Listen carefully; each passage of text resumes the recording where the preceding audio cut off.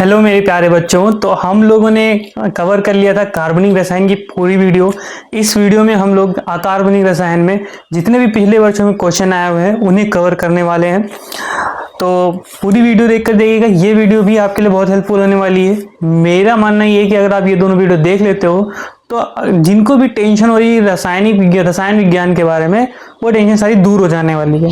ठीक है, तो स्टार्ट करते हैं हम लोग यहाँ पे। तो हम लोग पहले चैप्टर लेते हैं यहाँ पे विलियन, राइट। तो विलियन में यहाँ पे पहले चैप्टर से क्वेश्चन ये दिख रहा है कि 400 ml विलियन में 7 ग्राम NaOH खुला हुआ है।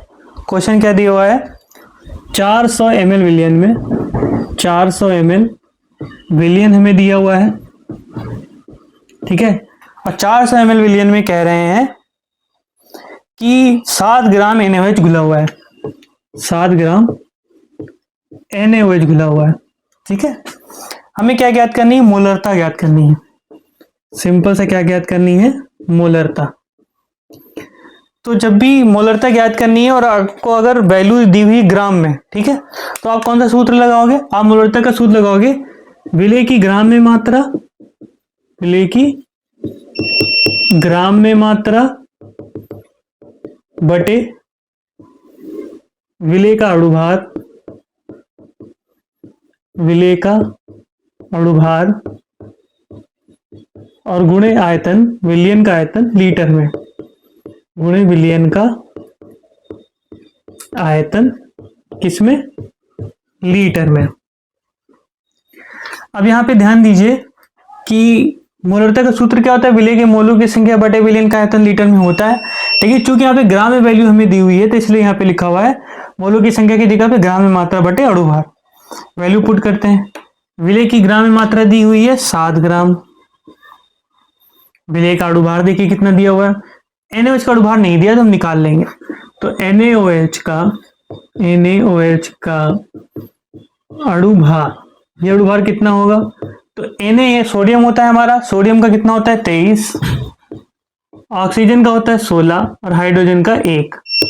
23 6 29 10 39 और ये कितना हो जाएगा? 40। ठीक है, नीचे लिख देते हैं हम लोग कितना? 40। विलियन का आयतन लीटर में, ml में दिया है 400 ml। तो हम क्या करेंगे? इसको लीटर बदलने के लिए 1000 से क्या कर देंगे? भाग दे देंगे। तो इनमें किस मिल जाएगा? लीटर में। तो यहाँ पे आ जाएगा 400 और बटे 1000 जो होगा ऊपर चला जाएगा, ये आ गया 1000। ठीक है, ये क्या है? 7 है। तो ये 0 से 0 कैंसिल, 0 से 0 कैंसिल, 0 से 0 कैंसिल। ठीक है, 4 चक्कू कितना होता है? 16। तो ये 7 बटे 16 में मिल गया, भाग दे दीजिए। तो ये रहा हमारा 16, ये रहा 7। पॉइंट लगाया क्योंकि कम है इसलिए 0 पॉइंट लगाएंगे, 0 बढ़ जाएगा। और कितनी बार ले जाएं? 16 3 48 होता है और 16 चक्कू 64, तो 4 बार ले जाते हैं 64। बचेगा कितना? 6। पॉइंट लगाए, 0 बढ़ा लीजिए। अब कितनी बार चला जाएगा? 16 चक्कू 64 और 16 3 48, तो 3 बार ली जाइए। 10 में से 8 गया 2, 5 में 4 गया 1। पॉइंट लगाए, 0 बढ़ा लीजिए। कितनी बार चला जाएगा? 16 पंजे 80 होता है। ये चला जाएगा लगभग 7 बार। 8 बार ले जाएंगे, 8 छंग 48, 8 में 4 12, 128 ज्यादा हो जाएगा तो 7 बार ले आते हैं। 7 छंग 42 का 2 4 आएगा, 7 में 4 7 4 11। तो हमें क्या मिल गया? हमें मिल गया ये 0.437।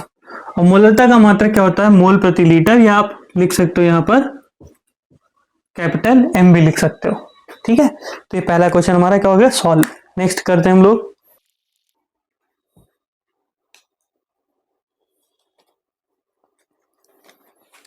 नेक्स्ट क्वेश्चन हमने दिया हुआ है कि वाष्प दाब में आपेक्षिक अवनमन से क्या समझते हैं? ठीक है, और विलेय के वाष्प दाब और मोल प्रभाज में हमें क्या बताना है? विलेय के मोल प्रभाज के बीच संबंध का व्यंजक लिखिए। ठीक, तो पहले हम लिखते हैं क्या? वाष्प दाब में आपेक्षिक अवनमन, आपेक्षिक अवनमन। ठीक है, तो अगर हम लोग शुद्ध विलायक के वाष्प दाब, ठीक है, शुद्ध विलायक का वाष्प दाब क्या होता है? P0। और ऊपर हम लोग क्या लिखे? वाष्प दाब में अवनमन। इनका जो अनुपात हम लोग निकालेंगे तो उसको बोलते हैं हम लोग वाष्प दाब में अपेक्षिक अवनमन। यानी हम क्या लिख सकते हैं, वाष्प दाब में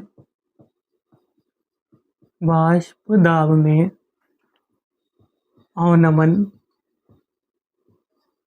तथा शुद्ध विलायक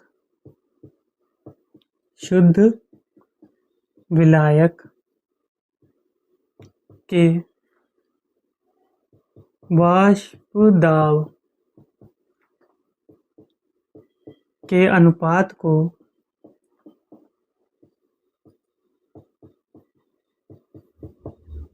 वाष्प दाब में आपेक्षिक अवनमन कहते हैं।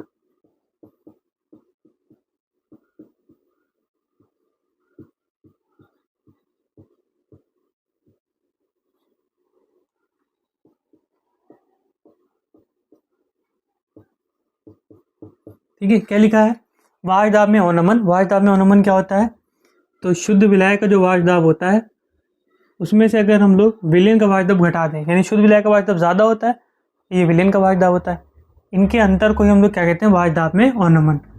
और शुद्ध विलायक के वाष्प दाब, शुद्ध विलायक का वाष्प दाब क्या होता है, P0, इनके अनुपात को हम लोग क्या बोलते हैं, वाष्प दाब में आपेक्षिक अवनमन। तो ये क्या हो जाएगा, वाष्प दाब में आपेक्षिक अवनमन, राइट। आगे हमसे कह रहे थे कि इसमें विलय की मोल प्रभाज में क्या संबंध है। तो अगर हम लोग राउल्ट का नियम देखें, राउल्ट का नियम, तो राउल्ट का नियम क्या कहता है कि जो वाष्प दाब में आपेक्षिक अवनमन होता है वो विलय के मोल प्रभाज के बराबर होता है। यानी ये जो हमें दिया हुआ है P0 माइनस P/P0, ये किसके बराबर होगा, विलय के मोल प्रभाज के। ठीक है, जहां ये क्या हो जाएगा, राउल्ट के नियमानुसार कर लीजिए ऐसे। यहाँ x2 क्या है, विलय का मोल प्रभाज, विलय का मोल प्रभाज। ठीक है, और P0 क्या है हमारा, P0 है शुद्ध विलायक का वाष्प दाब, शुद्ध विलायक का वाष्प दाब। अब P क्या है हमारा, PS भी लिख सकते थे आप यहाँ पर, ये हो गया हमारा विलयन का वाष्प दाब, विलयन का वाष्प दाब। ठीक है, नेक्स्ट क्वेश्चन सॉल्व करते हैं, होपफुली ये समझ में आया हो। आगे बढ़ते हैं हम लोग। आगे हमसे कह रहे हैं, विलयन से क्वेश्चन है,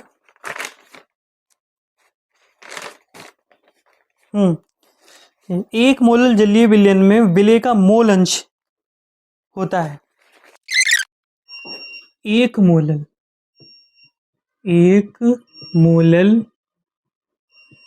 जलीय विलयन। ठीक है, में हम क्या ज्ञात करना है, विलय का मोल प्रभाज, मोल प्रभाज के लिए या मोल अंश कह लीजिए। तो अब जिसका मोल अंश निकालते हैं उसके मोलों की संख्या बटे कुल मोलों की संख्या, विलय प्लस विलायक के मोलों की संख्या। तो हमें विलय के मोल, एक मोलल जलीय विलयन दिया है। एक मोलल जलीय विलयन का मतलब क्या होता है, तो मोललता का फॉर्मूला क्या होता है, मोललता बराबर होता है विलय के मोलों की संख्या, विलय के मोलों की संख्या और बटे विलायक की किलोग्राम में मात्रा, विलायक की किलोग्राम में मात्रा। ठीक है, विलय के मोलों की संख्या और बटे क्या होता है, विलायक की किलोग्राम में मात्रा। अगर ये एक मोलल है, यानी ऊपर एक नीचे एक, यानी विलय के मोलों की संख्या कितनी हो गई, विलय के मोलों की संख्या हो गई 1 और विलायक की किलोग्राम में मात्रा कितनी हो गई 1। तो हमें मोल अंश निकालना है, तो विलय के मोलों की संख्या तो पता हो गई, विलायक के मोलों की संख्या भी पता होना चाहिए। तो विलायक के मोलों की संख्या हमको पता है, जलीय विलयन दिया हुआ है, तो विलायक के मोल कितने हो जाएंगे, मोलों की संख्या बराबर होता है ग्राम में मात्रा बटे अणुभार। 1 किलोग्राम दिया है, 1 किलोग्राम को ग्राम में बदलो कितना आ जाएगा, 1000 ग्राम बटे अणुभार। और जल का अणुभार कितना होता है, तो हम निकाल लेते हैं, H2O का अणु भार कितना होगा, हाइड्रोजन का 1 होता है, 2 है, 2 से गुणा करेंगे, ऑक्सीजन का 16, 16 2 कितना हो गया 18, बटे कितना हो जाएगा 18। आप भाग दोगे इसको तो ये 55.56 आएगा लगभग, या 55.55 लिख लो आप। तो ये हमारे आगे इसके मोल, जल के मोल आ गए, विलायक के मोल। हमें पता करना है विलेय का मोल अंश, तो विलेय का मोल अंश निकालते हैं। मोल अंश, तो विलेय का मोल अंश बराबर क्या होता है, ऊपर होते हैं विलेय के मोलों की संख्या, नीचे विलेय प्लस विलायक के मोलों की संख्या। अब विलेय के मोलों की संख्या कितनी दी हुई है, 1, ठीक है। विलायक के मोलों की संख्या कितनी है, 55.56 प्लस विलेय के मोलों की संख्या 1, तो 1 का 1 ऐसे ही रखो, 55 में 1 जोड़ो कितना हो जाएगा 56.56 हो जाएगा, भाग दे दो, तो ये हमारा 1 है, ये 56.56, पॉइंट हटाओगे, ठीक, ये पॉइंट हटा दो यहाँ पे, तो जब यहाँ पॉइंट हटा देंगे तो 2 0 ऊपर आ जाएंगे, तो ये 100 है हमारा। अभी भी वैल्यू कम, ये 5000 है, तो पॉइंट लगाएंगे, 1 0 बढ़ाएंगे, अभी 5000 है, ये 1000 है, तो ये पॉइंट लगाए हुए 1 0 जब यहाँ बढ़ाएंगे तो यहाँ भी बढ़ जाएगा। अब भाग दे दो, 2 बार लेंगे तो ज़्यादा हो जाएगा, तो 1 बार लिए जाओ, ये आ जाएगा 56 56, 10 में से 6 जाएगा 4, 9 में से 5 जाएगा 4, 9 में से 6 जाएगा 3, और 9 में से 5 जाएगा 4, पॉइंट लगाई हुए 0 बढ़ा लो, 8 6 48, 8 में 40, 48 ज़्यादा हो जाएगा, तो 7 बार लिए जाओ, यानी हमें क्या मिल गया 0.01777 करके आएगा। तो अगर 8 भी दिया होगा आगे तो वो भी हमारा क्या हो जाएगा, सही हो जाएगा। तो ये आ जाएंगे विलेय के मोल अंश। नेक्स्ट करते हैं हम लोग, नेक्स्ट विलियन से क्वेश्चन हमें दिया हुआ है, सांद्रता के साथ चालकता और मोलर चालकता में परिवर्तन की विवेचना कीजिए, और न्यूमेरिकल साथ में एक जोड़ दिया इन्होंने, 0.0241 मोलर एसिटिक अम्ल की चालकता 7.896 गुणे 10⁻⁵ सीमेन सेंटीमीटर इनवर्स है, साइमन सेंटीमीटर इनवर्स है, इसकी मोलर चालकता की गणना करनी है मैं, ठीक है। तो ये हम क्या करते हैं, ये कर लेते हैं। देखिए, तो जो विलयन की सांद्रता होती है, विलयन की सांद्रता अगर हम लोग घटाएंगे, या कह लीजिए तनुता, तनुता बढ़ाएंगे, तनुता बढ़ाने पर तो क्या फर्क पड़ता है। पहले हम बात करते हैं विशिष्ट चालकता की, विशिष्ट चालकता, तो विशिष्ट चालकता जो होती है वो घटती है तनुता बढ़ाने पर, विलयन की सांद्रता घटाने पर, या फिर तनुता बढ़ाने पर क्या होगा, विशिष्ट चालकता घटती है। क्यों घटती है, विशिष्ट चालकता क्या होती है, कप्पा, ये घटेगी। क्यों घटेगी, तो देखिए इसलिए घटती है कि अगर मान लीजिए आपने पानी बढ़ा दिया, ठीक है, तो जब पानी बढ़ा देंगे, मान लीजिए उसके अंदर 10 NaCl के कण थे, Na प्लस और Cl माइनस थे 10, ठीक।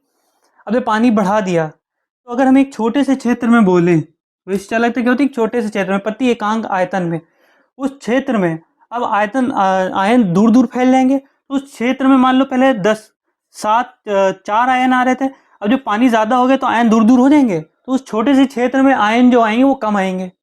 तो यानी कहने की बात यह है कि प्रति एकांक आयतन जो होगा, प्रति एकांक आयतन क्या घट जाएंगे, आयनों की संख्या घट जाती है, आयनों की संख्या घट जाती है, इसीलिए क्या होता है, विशिष्ट चालकता घटती है। तो यहाँ पे क्या लिख लो, क्योंकि, क्योंकि, ठीक है, प्रति एकांक आयतन आयनों की संख्या घटती है। अब बात करते हैं हम लोग मोलर चालकता की, मोलर चालकता, ठीक है, लैम्डा एम। मोलर चालकता तनुता बढ़ाने पर बढ़ती है। क्यों बढ़ती है, इसके दो कारण, क्योंकि अब देखिए, अगर हम बात करें किसकी, प्रबल प्रबल विद्युत अपघट्यों की। तो प्रबल विद्युत अपघट्य क्या होता है, इनका तो आयनन पूर्णता हो ही जाता है लगभग लगभग, ठीक है। तो प्रबल विद्युत अपघट्यों में क्या होता है, आयनों का मुक्त प्रवाह बढ़ जाता है। प्रबल विद्युत अपघट्यों में आयनों का मुक्त प्रवाह बढ़ जाता है। मुक्त प्रवाह कहने का मतलब ये है, मुक्त प्रवाह बढ़ जाता है। आयन मान लीजिए पहले कम पानी था, उतने में क्षेत्र में थे, अब ज्यादा पानी आ गया है, ज्यादा जल आ गया है, तो ज्यादा आसानी से भाग पाएंगे ना, ठीक है। तो क्या होगा, वहां पे मुक्त प्रवाह उनका क्या हो गया, बढ़ गया है। अगर हम दुर्बल विद्युत अपघट्यों की बात करें, दुर्बल विद्युत अपघट्यों की, तो इनमें आयनन पूर्ण रूप से होता नहीं है। तो आपने जब जल बढ़ा दिया, विलायक बढ़ा दिए, तो आयनन क्या होगा, अब बढ़ जाएगा। क्यों बढ़ जाएगा, क्योंकि पानी जब ज्यादा बढ़ गया तो वियोजन की मात्रा जो टूट रहे थे वो मात्रा क्या हो जाएगी, बढ़ जाएगी। तो दुर्बल विद्युत अपघट्यों में क्या होगा, दुर्बल विद्युत अपघट्यों में अल्फा, अल्फा क्या होता है, वियोजन की मात्रा, अल्फा बढ़ जाता है, जिससे क्या बढ़ जाएगी, आयनों की संख्या संख्या बढ़ जाती है। बहुत इंपॉर्टेंट क्वेश्चन है। तो ये था हमारा क्या, कि तनुता के साथ विशिष्ट चालकता पर और मोलर चालकता पर क्या प्रभाव पड़ता है, वो आपने देख लिया। आगे के पार्ट में हमसे न्यूमेरिकल एक पूछा था, तो अभी हम लोग क्या कर लेते हैं, न्यूमेरिकल को सॉल्व करते हैं।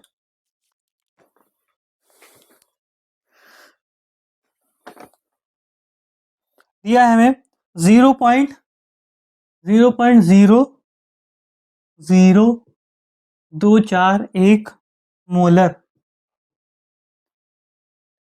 एसिटिक अम्ल की, मोलर कैपिटल एम दिया हुआ है, इसके एसिटिक अम्ल की, कौन दिया हुआ है, एसिटिक अम्ल CH3COOH,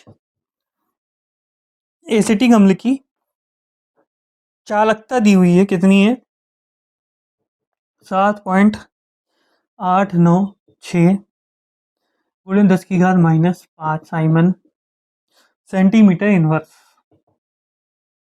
ठीक है। मोलर चालकता की क्या करना है, हमें गणना करना है, मोलर चालकता हमें निकालना है, मोलर चालकता, ठीक है। तो मोलर चालकता हम लोग निकाल लेते हैं। मोलर चालकता का सूत्र क्या होता है, मोलर चालकता यहाँ पे लिखता है हमारा सूत्र 1000 कप्पा अपॉन सी। सी यहाँ पे क्या होता है, मोलरता होती है, कह लीजिए सांद्रता होती है। तो ये सूत्र लग जाएगा हमारा। तो इसको हम ऐसे ही रखते हैं 1000 को। और कप्पा कितनी दी हुई है हमें, कप्पा दी हुई है हमें चालकता, ये हमें दी हुई है विशिष्ट चालकता, ठीक है। कितनी दी हुई है, 7.896 गुणे 10⁻⁻5 बटे सी, मोलरता में दी है 0.00241, राइट। इसका कैलकुलेशन आप अपने आप करिएगा, कैलकुलेशन आपके ऊपर दे रहे हैं, होमवर्क है। आंसर जो है आंसर लिख देता हूँ। इसका आंसर हमको मिलेगा 32.76 सीमेन सेंटीमीटर मोल इनवर्स। अगला क्वेश्चन हमसे कह रहे हैं कि 2 ग्राम बेंजोइक अम्ल, 2 ग्राम बेंजोइक अम्ल, 2 ग्राम बेंजोइक अम्ल, ठीक है, 25 ग्राम बेंजीन में घोलने पर, 25 ग्राम बेंजीन घोलने पर हिमांक में 1.62 केल्विन का अनुमान होता है। हिमांक यानी क्या हो गया, हिमांक में अनुमान डेल्टा TF 1.62 केल्विन अनुमान होता है। यदि यह विलयन डाइमर बनाता है तो प्रतिशत संगठन ज्ञात करना है, अम्ल का प्रतिशत संगठन, ठीक है, प्रतिशत संगठन हमें ज्ञात करना है, ठीक। तो हमें पता है कि हमें क्या ज्ञात करना है, हम प्रतिशत संगठन कैसे ज्ञात कर सकते हैं कि अल्फा गुणे 100 कर देंगे तो हमें मिल जाएगा प्रतिशत संगठन, ठीक है। और अल्फा क्या होती है, वियोजन की मात्रा होती है। अल्फा कैसे निकालेंगे, तो चूंकि डाइमर बनाता हमें दिया हुआ है, तो सूत्र होता है 2i बराबर 2 माइनस अल्फ़ा। ठीक, इससे हम लोग i निकाल लेंगे। फिर हम लोग क्या करेंगे, इससे अल्फ़ा निकाल लेंगे। और आई कैसे निकालेंगे, तो हमें हिमांक में अनुमान दिया है डेल्टा टी एफ बराबर क्या होता है, ये होगा के एफ और किसके होगा, के एफ गुणे मोललता। यहाँ पे आई लिख सकते हैं हम लोग। अच्छा, के एफ दिया हुआ है हमें क्या, तो के एफ हमें नहीं दिया हुआ है, के एफ देखते हैं के एफ दिया हुआ है कि नहीं। के एफ दिया हुआ है 4 के एफ दिया हुआ है 4.9 केल्विन किलोग्राम मोल इनवर्स। सही, तो के एफ हमें दिया हुआ है, इससे हम निकाल लेंगे। तो मोललता, मोललता कैसे निकालेंगे, हमें पता हुआ है, ऊपर होती है मोलों की संख्या बटे विलायक की किलोग्राम में मात्रा। तो विलायक अगर हम बेंजीन लें तो बेंजीन को किलोग्राम में बदलें तो क्या करेंगे हम लोग, तो 25 बटे क्या कर देंगे 1000, ये हो जाएगा किलोग्राम में। सही, तो रख देते हैं, वैल्यू पुट कर देते हैं। तो डेल्टा टी एफ कितना दिया हुआ हमें 1.62 केल्विन। ठीक, आई को ऐसे रखिए, के एफ एम इसके नीचे आ जाएगा, बराबर में क्या है आई। ठीक है, और के एफ क्या है हमारा, के एफ दिया हुआ है 4.9 केल्विन किलोग्राम पर मोल। ठीक है, मोललता हमें पता है, मोललता का सूत्र क्या होता है, विलेय की मोलों की संख्या। मोलों की संख्या नहीं दी है तो ग्राम में मात्रा बटे अणु भार होता है, तो ग्राम में मात्रा कितनी होगी 2, अणु भार बेंजोइक अणु भार निकालो, तो C6H5COOH होगा। ठीक है, कार्बन का कितना होता है 12, 12 छंग 72 हो जाएगा। हाइड्रोजन का 1, 5 है तो 5 से गुणा करेंगे 5 हो जाएगा। कार्बन का 12, ऑक्सीजन का 16, 2 नहीं 32 हो जाएगा, और 1 72, 5 77, 2 79, 10 89, 91 और 8 91 हो जाएगा, और 9 3 12, 121 और 1 122, तो बटे हो जाएगा 122। ठीक है, और नीचे क्या होता है विलायक की किलोग्राम में मात्रा, किलोग्राम में मात्रा कितनी 25 बटे 1000, 25 यहाँ आएगा 1000 ऊपर चला जाएगा, ये आ गया। सही, इसको हम ऐसे सॉल्व कर सकते हैं, 25 चौकू कितना होता है 100, जीरो ऐसे उतार लो। राइट, और अभी कितना हो सकता है, अभी अब इसको क्रॉस मल्टीप्लाई कर लेते हैं, तो 122 इधर आ जाएगा, आई को ऐसे ही रखिए, 122 इधर आ जाएगा, यानी 1.62 गुणे 122 हो जाएगा, 2 गुणे 40 नीचे जाएगा, 4.9 भी नीचे चला जाएगा, 4.9। ठीक है, अब हम क्या कर सकते हैं, अब हम ये कर सकते हैं कि 4 दहम 40 होता है। राइट, ये पॉइंट हटाएंगे, नीचे 2 जीरो बढ़ेंगे, ये पॉइंट हटाएंगे, ऊपर 1 जीरो बढ़ेगा। ठीक है, और 4 चक्कू 16 हो जाएगा, 40 आ जाएगा। ठीक है, 4 पंजे 20, इसे आया है 162 है, 4 चक्कू 16, यहाँ पे 0 आ जाएगा, 2 है पॉइंट लगाइए, 0 बढ़ जाएगा, 4 पंजे 20, 40.5 हो गया। अभी क्या है, ये 10 से 10 कैंसिल हो जाएगा। ठीक है, ये 2 है, 2 2 को इससे कर लो, 2 छंग 12, 2 एकम 2। सही, ये क्या है 49 है। सही, और ऊपर क्या हमारे पास बचा है 40.5 गुणे 61, नीचे हमारे पास क्या है, नीचे हमारे पास है 49 गुणे 100, पॉइंट हटाएंगे, नीचे 1 जीरो बढ़ जाएगा। इसको सॉल्व कर लेते हैं हम लोग, तो ये कितनी बार चला जाएगा, 405 है गुणे 61, 405 गुणे 61, 405 ऐसे ही रहेगा, 6 पंजे 30 हो जाएगा, 6 चौकू 24, 5 का 5 0 0, 4 3 7, 4 का 4 2 का 2, ये आ गया हमारे पास। 49 से भाग दे दीजिए, इसको हम लोग 49 से भाग दे देते हैं, कितना है 247.05, 49 से भाग दे दो। अभी आपको एक बताऊंगा कि कैसे आप कैलकुलेट आसानी से कर सकते थे। तो 49 से भाग करेंगे तो 3 संख्या ले लेते हैं, 6 चक्कू 24, ज़्यादा हो जाएगा 5 वाले आते हैं, 5 9 45 का 5 4 आएगा, 5 चौको 20 4 24, 7 में से 5 गया 2। ठीक, अभी क्या करते हैं, यहाँ पे 0 उतार लेंगे ये हम लोग। ठीक है, और अभी भी ये कम है तो 5 उतारेंगे, यहाँ 0 लग जाएगा। ठीक, अभी भी कम है नहीं ज़्यादा हो गया तो हम कितनी बार ले सकते हैं, 5 चौको 20, 4 बार लेंगे। 4 9 36 का 6 3 आएगा, 4 चौको 16 3 19, 15 में से 6 गया 9 बचेगा।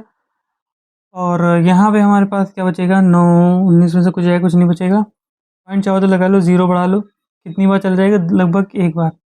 50 41, ये कितना है हमारे पास, 50 गुणे 1000 है, तो 3 कदम इधर लाओगे ज़ीरो, तो यहाँ पे आ जाएगा हमारे पास 0.5041। ये हमारे पास क्या आया है, ये हमारे पास आया आई। ठीक, अब हमें पता है 2i बराबर 2 माइनस अल्फ़ा हो जाएगा, तो हमें क्या पता चल जाएगा, तो आई की वैल्यू आई है 2 गुणे 0.5041 बराबर 2 माइनस अल्फ़ा। तो ये हो जाएगा हमारा 2 कम 2, 2 चौको 8, 0 0, 2 पंजे 10, पॉइंट 4 के बाद है, 4 के बाद पॉइंट आ जाएगा 2 माइनस अल्फ़ा। अल्फ़ा इधर लिए, ये इधर लिए जाओ, तो अल्फ़ा बराबर हो जाएगा 2 माइनस 1.0082। तो 2 में से माइनस कर दो ये इतना, तो हमें क्या मिल जाएगा 1.0082। 10 में से 2 गया 8, 10 में से 8 गया 2, ठीक है, ये बचेगा 9, 9 में से 8 जाएगा, कितना बचेगा 1, 9 का 9, 9 का 9, ये हमारा आ गया कितना 0.99। अब हमें निकालना है क्या, प्रतिशत संगठन, तो प्रतिशत संगठन कितना हो जाएगा, 100 से गुणा कर देंगे, 0.99 गुणे 100, तो हमें क्या मिल जाएगा 99, पॉइंट 2 कदम उधर चला जाएगा, 99%। ये हमारा क्या हो गया, प्रतिशत संगठन हो गया। अब कैसे कर सकते थे, अगर हम इसको 4.9 को 5 मान लेते तो कैलकुलेशन हमारी क्या होती चली जाती, ईजी हो जाती, राइट। लेकिन वहाँ पे आंसर हमारा लगभग में आता, तो ये लॉन्ग में आया हुआ था, 4-5 नंबर का आया हुआ था क्वेश्चन, तो टाइम भी इसमें ज़्यादा ही लगा है थोड़ा। नेक्स्ट करते हैं हम लोग, अभी जो हम लोगों ने वो वाला क्वेश्चन करा था जिसमें हम लोगों ने मतलब चालकता वाला देखा था, तो वो हमारा इलेक्ट्रोलिसिस वाला चैप्टर उसका है, ठीक है, दूसरा चैप्टर, दूसरा या तीसरा है। तो फिर है क्वेश्चन 0.025 मोलर एसिटिक अम्ल दिया हुआ है, 0.025 मोलर एसिटिक अम्ल, ठीक है, इसका डिग्री ऑफ डिसोसिएशन ज्ञात करनी है, और हमें दिया हुआ है मोलर चालकता, मोलर चालकता हमें दी हुई है 46.1 Simon centimetre square mole inverse, और सीमांत मोलर चालकता दी हुई है 404.2 सेंटीमीटर स्क्वायर मोल इनवर्स। हमें क्या ज्ञात करनी है, हमें ज्ञात करनी है अल्फ़ा। अल्फ़ा बराबर आपको पता होना चाहिए, सिंपल सा एक सूत्र होता है, lambda M upon lambda M naught, simple सा एक सूत्र होता है। लैम्डा एम की वैल्यू कितनी दी है 46.1, और लैम्डा एम नॉट की कितनी दी है 404.2। ये भी आपका हाईएस्ट इलेक्ट्रोलिसिस वाले चैप्टर का ही है क्वेश्चन, ठीक है। तो इसको हम लोग सॉल्व कर लेंगे, ये पॉइंट एक हटाएंगे यहाँ 0 बढ़ जाएगा, ये पॉइंट एक हटाएंगे यहाँ 0 बढ़ जाएगा, 10 से 10 कैंसिल हो जाएगा, या डायरेक्ट पॉइंट पॉइंट हटा देते हैं आप। तो अभी हमको क्या करना है, 404 2 और 4 6 1, इसको भाग करना है, पॉइंट लगाएंगे 0 आ जाएगा। कितनी बार जा सकता है, एक बार जा सकता है, तो 40 42 आ जाएगा। 10 में से 2 गया 8, 10 में से 4 गया 6, 5 में 0 गया 5, पॉइंट लगा हुआ है, 0 बढ़ा लीजिए, लगभग कितनी बार जाएगा, एक बार, तो ये 0.11 आ गया हमारा, ठीक है। चलिए और आगे करके देख लेते हैं, 4 0 4 2, 10 में से 2 जाएगा 8, 7 में 4 गया 3, तो 6 का 6, अभी भी क्या है 0 लगा लेंगे, पॉइंट लगा हुआ है, तो कितनी बार चला जाएगा, 2 बार जाएगा, नहीं एक बार जाएगा, ठीक है। तो 40, तो एक बार ये आ जाएगा लगभग 0.111, परसेंटेज में आप निकालोगे तो 11.11 आ जाएगा, ठीक है, ये परसेंटेज में आ जाएगा। अच्छा, ये लगभग में आंसर है, आंसर जो इसमें दिया हुआ है वो 11.4 दिया हुआ है, 11.4, नहीं ये 4 बार जाता है क्या, 4 बार तो नहीं जा रहा है, फिर यहाँ पे डिवाइड करके आप देख लीजिएगा एक बार, ठीक है। तो इसमें आंसर जो है वो 11.4 है लगभग। अगर यहाँ पे डिवीजन में कोई गड़बड़ी हुई देख लेते हैं एक बार ले गए इतना आया, फिर एक बार ले गए इतना आया, 10 में से 2 गया 8, 7 में से 4 गया 3, और 6 का 6 उतारा हमने, पॉइंट लगा था 0 बढ़ा लिया, 2 बार ले जाएंगे तो ज़्यादा ही हो जाएगा, एक बार ही रहेगा। क्वेश्चन है हमारा 122 ग्राम CCl4 में 22 ग्राम बेंजीन घुला है। 122 ग्राम CCl4 में, हालांकि ये एक वीडियो बनाई थी विलेन की, उसमें करा चुके हैं हम लोग। इसमें कितना ग्राम, 22 ग्राम बेंजीन घुला है, 22 ग्राम बेंजीन। ठीक है, कह रहे हैं बेंजीन और CCl4 का द्रव्यमान प्रतिशत याद करो। ठीक है, तो अगर बेंजीन का हम लोग देखें द्रव्यमान प्रतिशत, तो द्रव्यमान प्रतिशत सिंपल सा होता है, जिसका निकाल रहा है उसका द्रव्यमान और बटे कुल द्रव्यमान। तो बेंजीन का निकाल लें, बेंजीन का दिया 22 ग्राम, बटे कुल में कौन आएगा 122 + 22 और गुणे किससे कर देंगे हम लोग 100 से। ये कितना आ जाएगा, ये 22 का 22 रहेगा, ये 2 2 4 2 2 4 1 हो जाएगा, गुणे 100, यानी 2200 है ऊपर और नीचे क्या है 144। भाग कर लो, 2 बार ले जाओगे तो 14 दूनी 28 होता है, ज़्यादा हो जाएगा, एक बार ले जाओ। 11 में से 4 का कितना बचेगा 7, और 11 में से 4 जाएगा कितना बचेगा 7। 0 उतार लो, कितनी बार चला जाएगा 5 बार।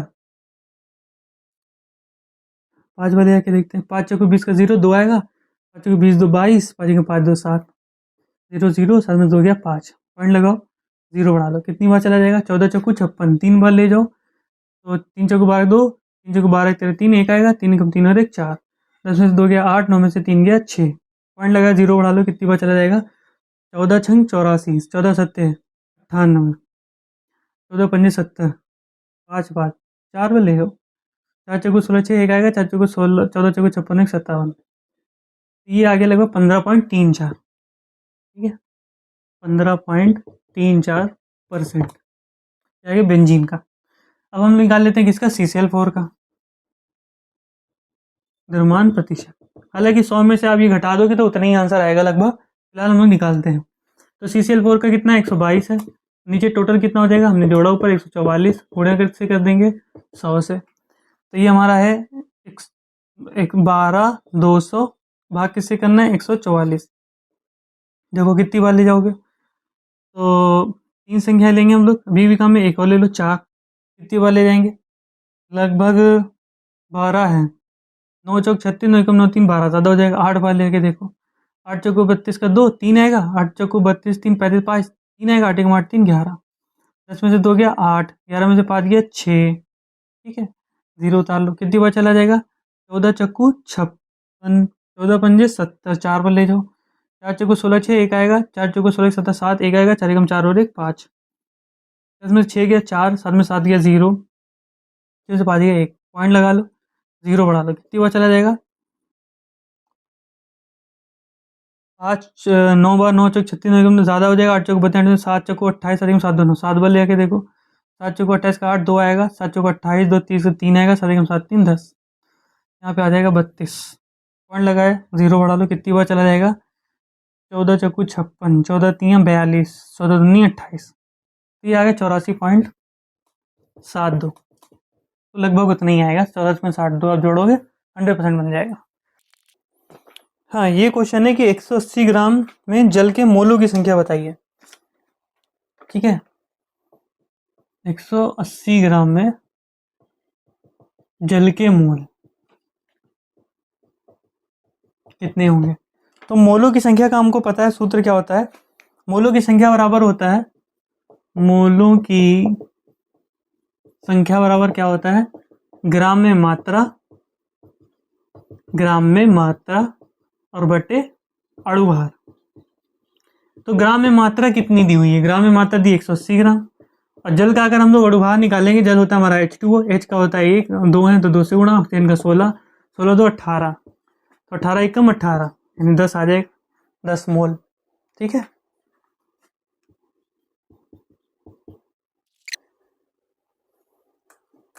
पर्टर्बेशन थ्योरी थी एक हम लोगों की केमिस्ट्री में, बड़ी ही खतरनाक थ्योरी थी। एक पर्टर्बेशन और एक थी ब्रूनौर इमेट टेलर इक्वेशन।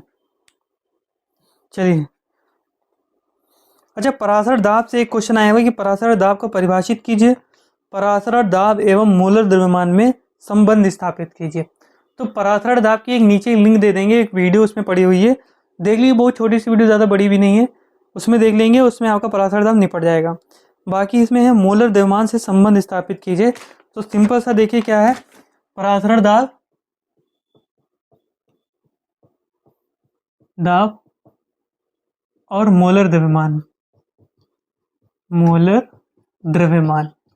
तो परासरण दाब देखिए क्या होता है, जैसे P बराबर एनआरटी होता है आदर्श गैस के लिए, ऐसे ही बताते हैं 1/2 कि पाई भी बराबर एनआरटी आप कर लो। ये हो गया हमारा परासरण, जहाँ पाई क्या है हमारा परासरण दाब। ठीक है, ये आदर्श गैस के लिए होता है, ये विलयन के लिए हो जाएगा। तो पाई अगर आप रखो ऐसे ही तो एन के नीचे चला जाएगा, RT N/V/RT। ठीक, एन क्या होती है, मोलों की संख्या होती है, और मोलों की संख्या की जगह पे हम क्या लिख सकते हैं, ग्राम में मात्रा बटे अणुभार, यानी ग्राम में मात्रा बटे अणुभार और आयतन लीटर में RT। अब अगर अणुभार निकालना हो, M यहाँ लियो, तो M बराबर क्या मिल जाएगा हमको, WRT और बटे पाई V। ये मोलर द्रव्यमान और इसमें क्या हो जाएगा, संबंध हो जाएगा परासरण दाब में। ये क्या हो गया, यहाँ पे M क्या है, मोलर द्रव्यमान। ठीक है, मोलर द्रव्यमान परासरण दाब में क्या हो जाएगा, ये परासरण दाब में संबंध। सही, इसकी जगह पे आप N/V की जगह पे कभी कभी ये लिखा भी देख सकते हो, पाई बराबर CRT। N/V का मोलों की संख्या बटे आयतन लीटर में क्या होती है, सांद्रता, मोलरता। ठीक है, परिभाषित कीजिए परासरण दाब को, वो एक नीचे लिंक दे देंगे। समझना है तो सिंपल से ध्यान रखो कि अगर आज पाठ्यक्रम में झिल्ली से हम लोग विलयन और विलायक को पृथक कर दें तो विलायक के कण क्या होंगे, विलायक की कण इधर तरफ ज्यादा है, तो ये ज्यादा वाले कण क्या होंगे, आज पाठ्यक्रम में झिल्ली से होकर विलयन की ओर गति करेंगे। ठीक है, इसको हम लोग बोलते हैं परासरण। अब ये गति कर रहे हैं, इस गति को अगर हम रोक दें, ये क्रिया जो होगी वो रोक दें हम, तो इसके विरुद्ध दाब लगाना पड़ेगा। परासरण की क्रिया के विरुद्ध लगाए जाने वाले इस दाब को ही, क्या न्यूनतम दाब को हम लोग क्या बोलते हैं, परासरण दाब बोलते हैं।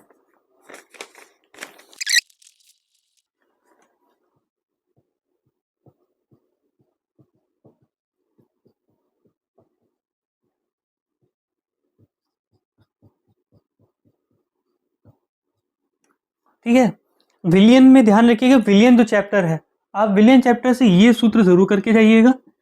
ये मेरे प्यारे बच्चों बहुत ही इंपॉर्टेंट सूत्र है। डेल्टा TB जो होगा बराबर KB/M, डेल्टा TF जो होगा KF/M। ठीक, पाई V बराबर NRT, राइट। और अगर कहीं पे मान लीजिए NaCl CaCl2 दीजिए तो IIB कर दीजिए यहाँ पे। और अगर कोई ऐसा अणु जब वियोजित नहीं होता है तो उसके लिए यही सूत्र लग जाएगा। TB क्या होता है, क्वथनांक में उन्नयन, TF क्या होता है, हिमांक में अवनमन। इसी तरीके से उन्नयन स्थिरांक हो जाएगा, या अवनमन स्थिरांक हो जाएगा, पाई परासरण दाब हो जाएगा। M क्या होती है, मोललता, और मोललता कर जाइएगा तो मोललता का सूत्र होता है विलेय के मोलों की संख्या और बटे विलायक की किलोग्राम में मात्रा। ठीक, और मोलरता क्या होती है, तो मोलरता सेम होती है, विलेय के मोल होते हैं ऊपर, विलेय के मोलों की संख्या होती है, और नीचे यहाँ पे आ जाता है विलयन का आयतन आ जाता है, विलयन का आयतन लीटर में। ये सूत्र जरूर करके जाइएगा, इसमें ये आपको देखने के जरूर मिलेंगे। अब आ जाते हैं उपसंयोजक यौगिक पे। तो उपसंयोजक यौगिक में जो में क्वेश्चन दिया हुआ है, क्वेश्चन तो पहले लिगेंड वाला है, लिगेंड वाला पहले कर लेते हैं कि एक दंती एवं द्विदंती लिगेंड हमें समझाइए क्या होते हैं। तो देखो लिगेंड, एक दंती पहले हम देखते हैं, एक दंती लिगेंड। एक दंती वो लिगेंड होंगे जैसे मान लीजिए हमारे पास कौन है, NH3 है। ठीक है, यहाँ पे नाइट्रोजन में हमें क्या दिखाई देंगे, ये इलेक्ट्रॉन युग्म दिखाई देंगे। इसी तरीके से H2O है, ऑक्सीजन पे क्या दिखाई देंगे, इलेक्ट्रॉन युग्म दिखाई देंगे। सही, और H2O हो गया, ये हो गया। इसके अलावा हमारे पास Cl- है। ठीक, तो अब क्या होंगे, इनमें एक एक परमाणु जो होंगे ये दाता परमाणु होते हैं। तो अगर एक दाता परमाणु के द्वारा या ये एक इलेक्ट्रॉन युग्म त्यागे हमारे धातु परमाणु या आयन को, तो वो हमारे लिगेंड क्या कहलाते हैं, एक दंती लिगेंड। तो हम इसमें परिभाषा क्या लिख सकते हैं, सिंपली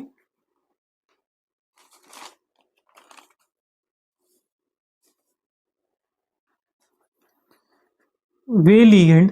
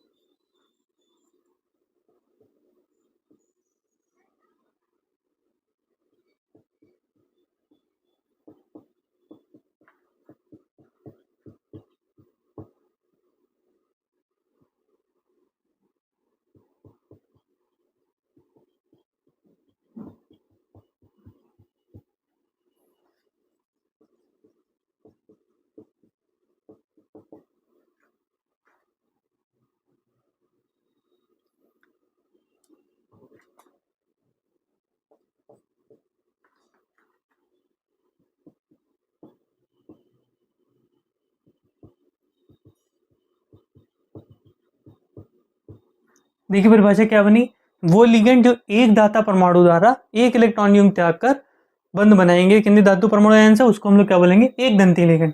और उदाहरण में कौन कौन हमारे हो गए, NH3 हो गया, H2O हो गया, Cl- हो गया आदि। ठीक है।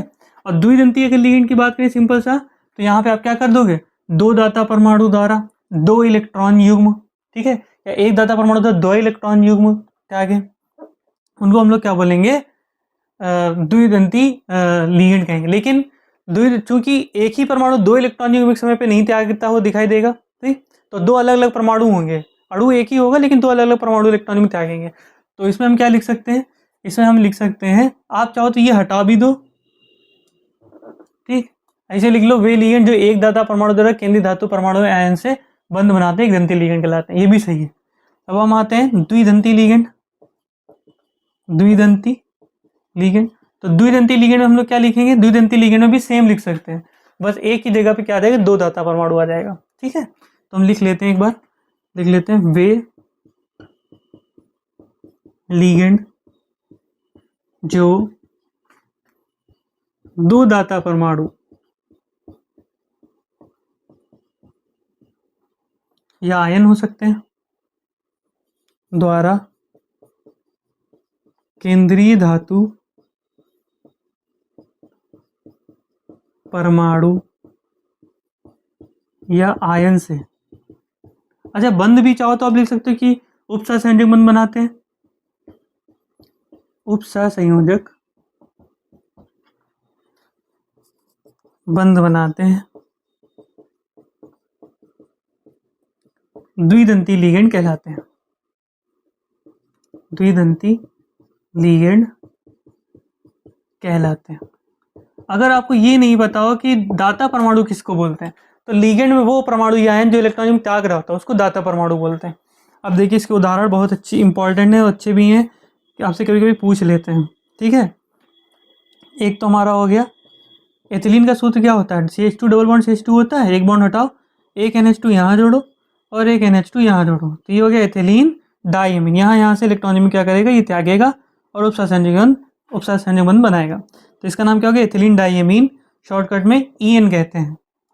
इसके अलावा ऑक्जेलिक अम्ल का सूत्र क्या होता है, COOH होता है, एक H प्लस हटाओ, यहाँ पे एक माइनस आएगा, यहाँ पे एक माइनस आएगा, इसे इलेक्ट्रॉन त्याग लेंगे तो इसको हम बोलेंगे ऑक्जिलेटो, और शॉर्टकट में बोलते हैं इसको हम लोग OX। ठीक है, ये हमारे क्या हो गए, द्विदंती लिगेंड, राइट। अब एक चीज देखिए, कभी कभी क्या होता है, एक EDTA दे देंगे, आपकी संरचना पूछ लेंगे, EDTA आसान सी चीज है, एक बार देख लो खाली, EDTA दे देंगे और पूछेंगे ये है क्या, इस पर बताओ, ये टिप्पणी लिखो या इसकी संरचना दो। तो EDTA देखो होता क्या है, EDTA एथिलीन क्या होता है, CH2 डबल बॉन्ड CH2, एक बॉन्ड हटा दीजिए तो सिंगल बॉन्ड आ गया। अब डाइमीन, एमीन के लिए हमने N लिख दिया, NH2 होता है, दोनों H हटाए और क्या करा हमने, यहाँ पे एक एसिटेट यहाँ से जोड़ दिया CH2COO माइनस, और एक CH2COO माइनस यहाँ जोड़ दिया। ठीक है, यहाँ पर एक CH2COO माइनस जोड़ दिया और यहाँ पे एक CH2COO माइनस जोड़ दिया। अब देखिए एक इलेक्ट्रॉन यहाँ से त्यागेगा, एक यहाँ से त्यागेगा 2, एक यहाँ से त्यागेगा 3, एक यहाँ से 4, एक यहाँ से 5, एक यहाँ से 6। तो ये कैसा लीगेंड होता है? ये होता है हेक्साडेंटेट लीगेंड। कभी कभी हेक्साडेंटेट लीगेंड बहुविकल्पी में भी दे देंगे, ठीक है। तो बस ये छोटा सा उदाहरण है जो आपको पता होना चाहिए। Ethylene diamine tetra acetate, 4 acetate हमारे हो गए, इसलिए टेट्रा एसीटेट, ठीक है। नेक्स्ट क्वेश्चन देखते हैं हम लोग। तो एक जो क्वेश्चन इसमें आया हुआ है, कॉपर 2+ आयन की अमोनिया से अभिक्रिया में क्या बनता है? तो कॉपर 2+ आयन हो गया हमारा, इसकी अमोनिया से अभिक्रिया करा दो। तो जो उपसंयोजक यौगिक पढ़ चुके होंगे चैप्टर, उनमें बहुत सारे उदाहरण उनकी नजरों के नीचे से गुजर गए होंगे। तो एक उदाहरण आपने ये भी देखा होगा, CuNH3 का होल 4, यहाँ पे 2+, ठीक है। ये सिंपल सा बनता है। तो 4NH3 आप ले लो, बैलेंस हो जाएगी अभिक्रिया, 4NH3 जुड़ गया, ये 2+ आ गया। ये हमारा क्या बना है? 4 एमीन है तो टेट्रा एमीन है, तो टेट्रा एमीन, ठीक। और ये क्या हो जाएगा? सिंपल सा कॉपर का नाम लिख लेंगे, कॉपर, ऑक्सीकरण संख्या 2 आ जाएगी हमारी, टेट्रा एमीन कॉपर हो जाएगा। ये कैसे होता है? ये गहरे नीले रंग का होता है, गहरा नीला, ठीक है। नेक्स्ट देखते हैं हम लोग। तो नेक्स्ट है हमारे पास, नेक्स्ट है उपसहसंयोजक यौगिकों के वर्नर सिद्धांत की व्याख्या करनी है हमें।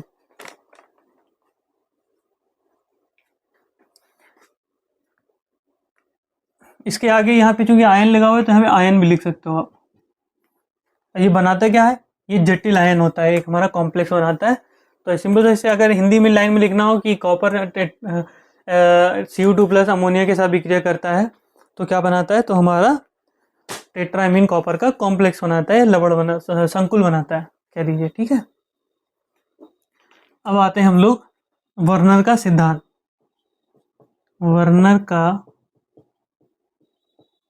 उपसहसंयोजक सिद्धांत, 4 सिंपल से पॉइंट है, याद कर लो बस, 4 से 5। पहला पॉइंट,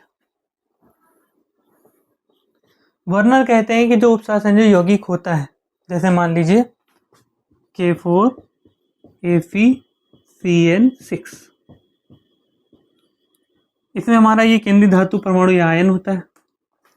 तो कहते हैं कि ये जो केंद्रीय धातु परमाणु या आयन है, 2 प्रकार की संयोजकता दिखाता है, एक प्राथमिक होती है और एक द्वितीयक होती है।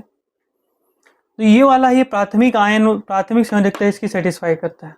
कैसे करता है भी हम देखेंगे। ये हमारा क्या होता है? द्वितीयक संयोजकता निर्धारित करता है। ये हमारा कौन है? लीगेंड, ये साधारण है। तो हम क्या लिख सकते हैं? हम ये लिख सकते हैं कि उपसहसंयोजक यौगिक में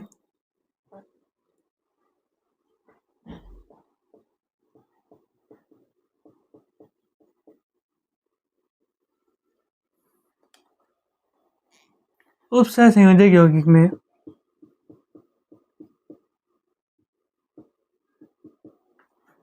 केंद्रीय धातु परमाणु या आयन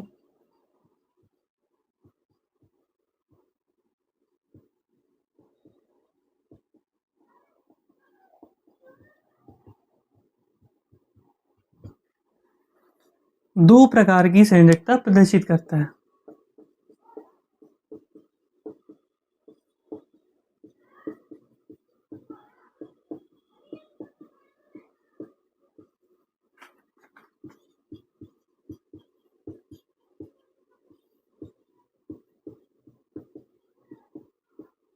कौन कौन सी? प्राथमिक संयोजकता,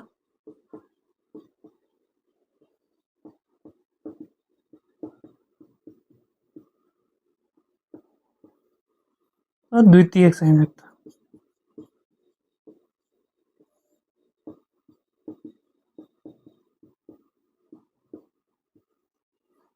इसको चौथा अंडरलाइन कर देना।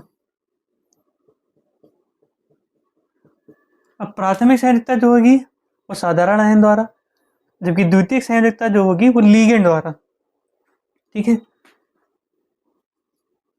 सेटिस्फाइड होती है। और प्राथमिक संयोजकता जो होगी वो आयनिक होगी, आयननीय होगी, और द्वितीयक संयोजकता आयननीय नहीं होगी। तो ये लाइन भी लिख लेते हैं, आयनों में ये टूट कर अलग हो जाएगी, ये नहीं अलग होगी, ये अलग हो जाएगी तो अस्तित्व खत्म हो जाएगा। तो प्राथमिक संयोजकता टूट कर अलग होगी। तो प्राथमिक संयोजकता ये कैसी होगी? आयनीय, आयननीय। और जबकि द्वितीयक संयोजकता क्या होगी?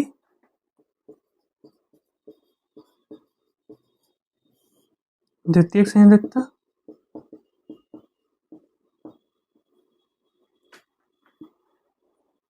आयननीय नहीं होती है।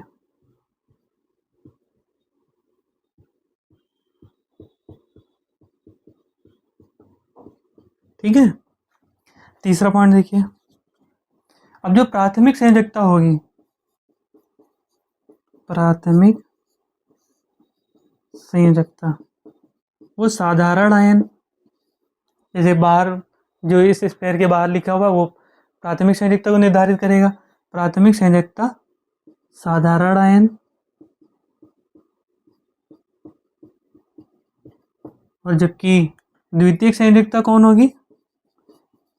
द्वितीयक संयोजकता कौन सेटिस्फाई करेगा? लीगेंड द्वारा।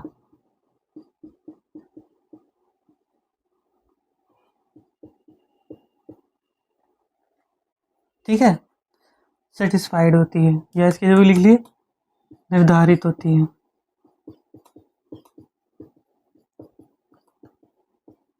ये निर्धारित क्या करती है प्राथमिक संयोजकता? तो जो देखिए, अगर इसकी द्वितीय संयोजकता की बात करें तो ये एक निश्चित दिशा में व्यवस्थित होती है, और निश्चित दिशा में व्यवस्थित होगी तो एक निश्चित ज्यामिति निर्धारित करेगी। जबकि जो द्वितीयक संयोजकता होती है, ठीक है, प्राथमिक संयोजकता होती है, आयनों में टूट जाएगी। तो जब आयनों में टूट जाएगी तो ऑक्सीकरण अवस्था निर्धारित करेगी। तो प्राथमिक संयोजकता जो होगी, प्राथमिक संयोजकता ऑक्सीकरण अवस्था, ऑक्सीकरण अवस्था। और जबकि द्वितीयक संयोजकता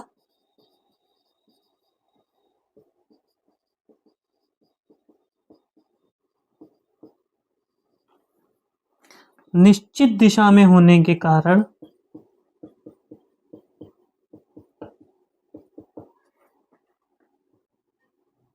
निश्चित दिशा में व्यवस्थित होने के कारण ज्यामिति निर्धारित करती है।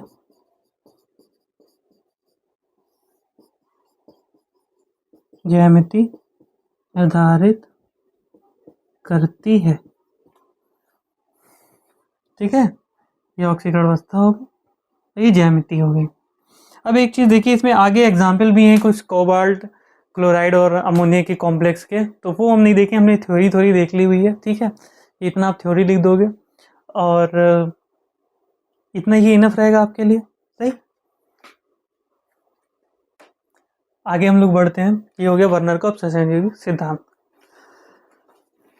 चाहे तो आप एक उदाहरण से भी देख लो कि उदाहरण इन्होंने जो वर्नर ने लिया था, तो इन्होंने कोबाल्ट क्लोराइड अमोनिया के कॉम्प्लेक्स लेकर इसको प्रूव करा हुआ था। तो सिंपल सा सिद्धांत आया हुआ था 2 नंबर में, तो 2 नंबर में आप इतना लिख देते हो, इतना ये क्या होगा, इनफ होगा। आगे हमसे एक छोटा सा क्वेश्चन दिया 2 नंबर में कि डी ब्लॉक के तत्व जो होते हैं वो रंगीन यौगिक क्यों बनाते हैं। तो देखिए, रंगीन यौगिक क्यों बनाते हैं? क्योंकि इनमें क्या पाया जाता है? क्योंकि इनमें डीडी संक्रमण पाया जाता है। डीडी संक्रमण पाया जाता है। तो देखिए, जो हमारा डी कक्षक होता है, लिगेंड के आने से पहले तो पांचों डी कक्षकों की ऊर्जाएं क्या होती है? बराबर। इसको हम लोग बोलते हैं डीजेनरेट कक्षक या अपभ्रष्ट, अपभ्रष्ट डी कक्षक। लेकिन जब लिगेंड इनके क्लोज आ चुका होता है, तो चारों तरफ से अगर मान लीजिए समान तरीके से प्रतिकर्षण लगे, तो इनकी समान रूप से ऊर्जा सबकी बढ़ेगी, पांचों डी कक्षकों की। लेकिन क्या होता है कि कुछ जो कक्षक होते हैं उसके सामने पड़ जाएंगे तो कुछ की ऊर्जा बढ़ जाएगी और कुछ की ऊर्जा क्या हो जाएगी, घट जाएगी, पाया जाता है। कुछ की ऊर्जा क्या हो जाएगी, बढ़ जाएगी और कुछ की ऊर्जा घट जाएगी। ठीक है, तो ये 3 की घट जाएगी अष्टफलकी में अगर हम देखेंगे, और 2 की बढ़ जाएगी। ठीक, इसको थोड़ा सा इधर लिख लेते हैं।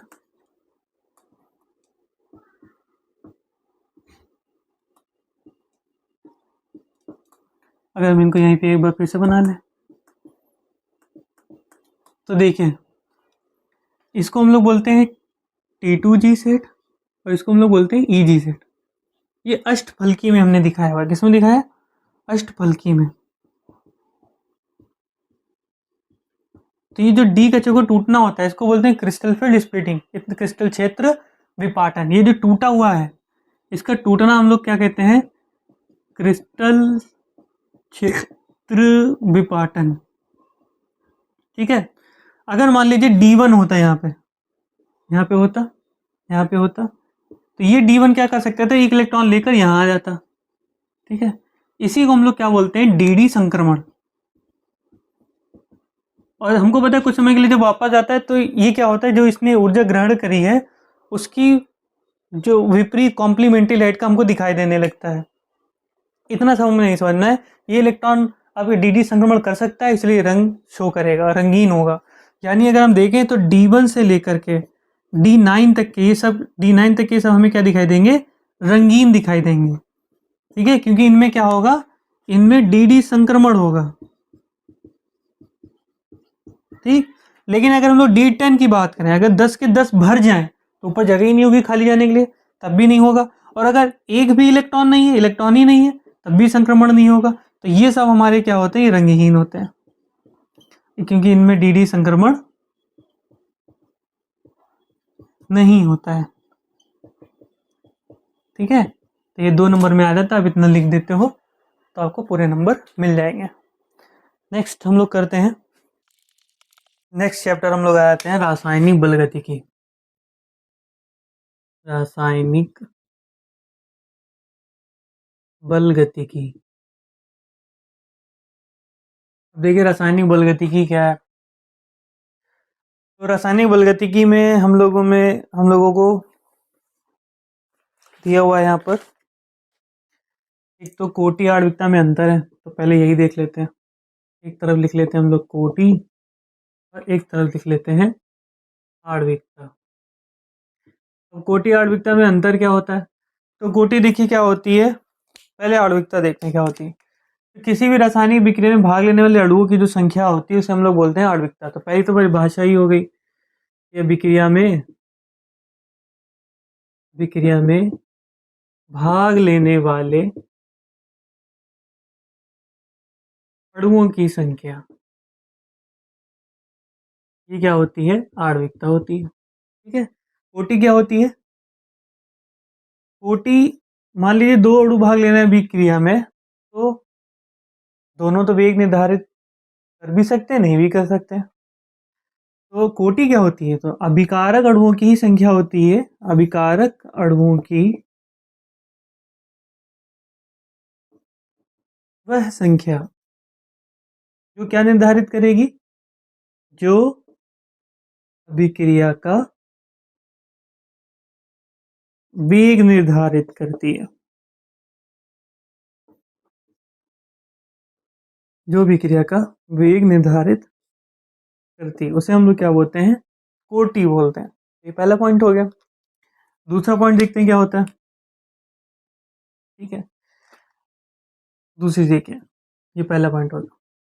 अब आणविकता जो होती है, आणविकता हमेशा अणु अणु आधा तो हो नहीं सकता है कि H2 आधा हो, नहीं हो सकता, संभव नहीं है नेचुरली। तो आणविकता सदैव क्या होगी, पूर्ण संख्या। ठीक है, सदैव पूर्ण संख्या होती है। कि कोटि क्या होगी, कोटि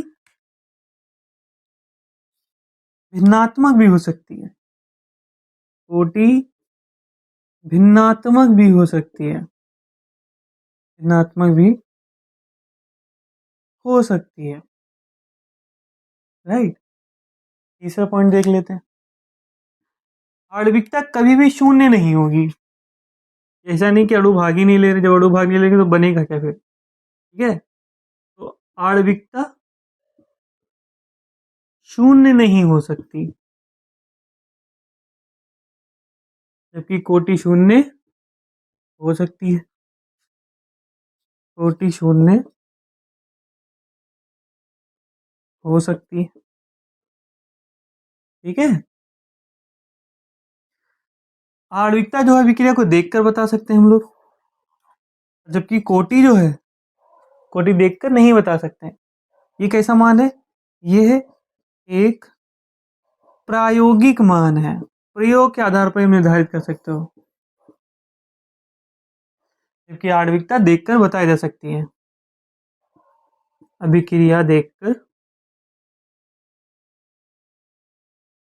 आणविकता बताई जा सकती है, ठीक है। ये थ्योरेटिकल मान होता है, सही। अब क्या करें, अब एक उदाहरण दे दो सिंपल सा।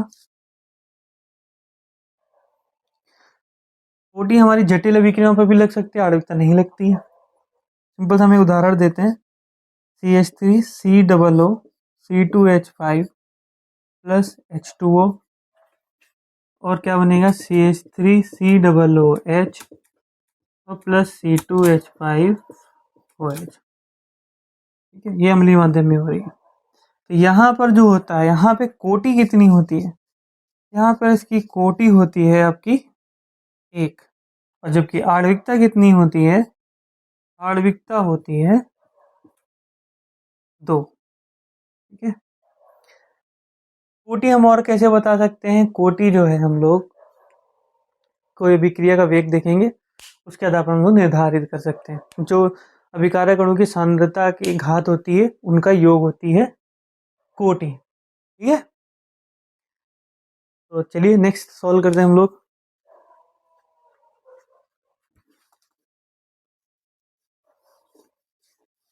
नेक्स्ट जो है शून्य कोटि की अभिक्रिया का समाकलित वेग समीकरण और प्रथम कोटि की अभिक्रिया का समाकलित वेग समीकरण, और तीनों की ही यूनिट बहुत इंपॉर्टेंट है, वेग स्थिरांक की इकाई आती हैं, तो उनको भी हम लोग देख लेंगे।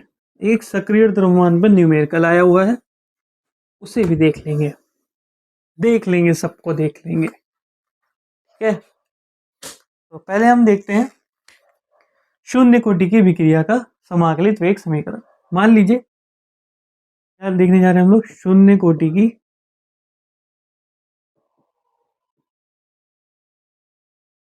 अभिक्रिया के वेग स्थिरांक का समाकलित, या खाली लिख लेंगे शून्य कोटि की अभिक्रिया का समाकलित वेग समीकरण, क्रिया का समाकलित वेग समीकरण। प्रथम कोटि ज्यादा इंपॉर्टेंट है, शून्य कोटि पहले आता था, लेकिन एक बार शून्य कोटि भी देख लेते हैं क्योंकि आया हुआ है पिछले वर्षों में। तो मान लीजिए कोई हमारे पास अभिकारक है और इससे ही कोई बन रहा है उत्पाद। तो अगर हम लोग इसके लिए अभिक्रिया का वेग लिखें, ठीक है, अभिकारक के पदों में, तो हमें पता है अभिकारक की सांद्रता समय के साथ घटती है, तो d/dt लिखते हैं हम लोग। समय के साथ अभिकारक की सांद्रता घटती है, अभिकारक रहा, सांद्रता घटती है, इसलिए माइनस लगा दिया, ठीक है। ये बराबर समानुपाती होता है के, तो बराबर हम लगा लेंगे, के आ जाएगा हमारे पास। समानुपाती किसके होता है, अभिकारक के सांद्रता के, जैसे ऐसे है मान लीजिए, अभिकारक की सांद्रता की, क्योंकि कोटि शून्य है इसलिए अभिकारक की घात कितनी आ जाएगी, सांद्रता की घात 0 हो जाएगी। अब समानुपाती का चिन्ह हटाते हैं, कोई ना कोई नियतांक आता है, यहाँ पे आ जाएगा एक। इतनी बात समझ में आई। किसी की घात 0 का मतलब क्या होता है, 1। यहाँ पे हमें पास क्या है, ये है dr/dt, ठीक है, बराबर में माइनस का, यहाँ पे माइनस इधर ले आ रहे हैं, ये आर की घात 0 का मतलब 1 हो गया, dt को उधर लिए चाहिए, तो ये हमारे पास बचेगा dr, ये हमारे पास हो जाएगा माइनस का k dt। अब इसका समाकलन कर दिए, दोनों पक्षों में समाकलन करने पर, दोनों पक्षों में समाकलन करने पर हमें क्या मिलने वाला है? हमें मिल जाएगा, इसका करेंगे तो हमें आर मिल जाएगा। ठीक है, ये हमारे पास क्या है, माइनस का डी टी का टी हो जाएगा और यहाँ पे समाकलन नियतांक आ जाएगा। राइट, टी समय पहले, जब कोई समय बीता नहीं था, ठीक है, तब हमारा टी क्या रहा होगा, टी जीरो रहा होगा। और जो सांद्रता रही होगी तब आर की जगह पर क्या आ जाएगा हमारा, आर नॉट रहा होगा, प्रारंभिक सांद्रता इसे हम लोग बोल सकते हैं। तो हमें इस समीकरण से क्या मिल जाएगा, इसको एक मान लेते हैं, समीकरण एक से हमें क्या मिल जाएगा, हमें मिल जाएगा आर की जगह पर आर नॉट आ जाएगा। ठीक है, टी की जगह पर जीरो तो माइनस के इंटू जीरो हो जाएगा और प्लस का आई। ये हमें क्या मिल जाएगा, आर नॉट बराबर आई। ये मान समीकरण में रख दीजिए वन में, ये मान समीकरण एक में रखने पर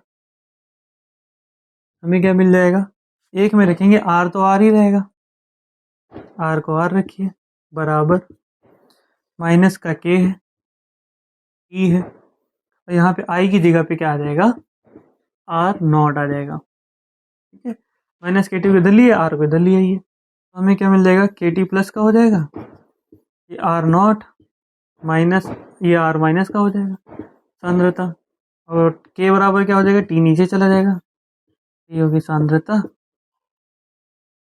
बटे, ये हो गया समाकलित वेग समीकरण वेग स्थिरांक के पदों में। ठीक है,